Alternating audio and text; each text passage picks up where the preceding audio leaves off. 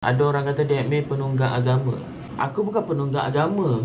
Korang yang penunggang agama sebenarnya. Sebab korang suka guna Nabi, suka guna agama untuk backup korang punya kelemahan.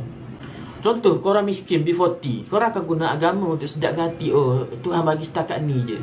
Fuck you, anjing. Kepala otak kau. Kau usaha macam mana? Kau kerja pukul 8, balik pukul 5. Lepas tu malam tu kau nak tengok Netflix. Kepala otak kau. Lepas tu cakap, oh Tuhan bagi setakat ni.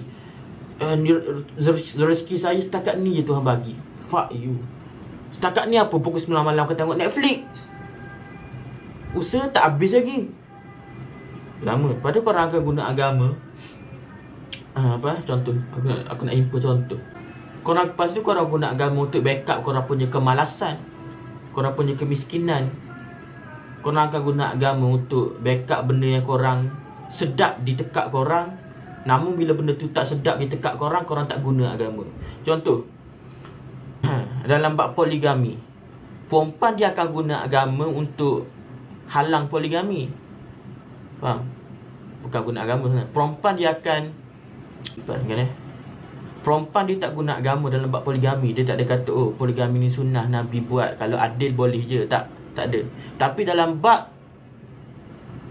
suami isteri, siapa kena basuh pinggan, masa tu perempuan akan guna agama. Sebab apa? Sebab korang akan guna agama untuk backup benda yang korang suka, and korang tak akan guna agama untuk benda yang korang tak suka. Korang hanya ambil agama mengikut taste korang. Yang mana rasa sedap korang ambil, yang tak sedap korang tak ambil. Korang ambil agama separuh-separuh. Mana boleh guys? Islam korang tak boleh tinggal semua, korang kena ambil semua. Korang tak boleh ambil sikit-sikit. Islam kena ambil semua as a whole. Ambil semua. Tak boleh ala carte. Islam tak boleh ala carte guys. Faham tak? Ramai orang suka ala carte. Dia suka ala carte kan dia punya agama.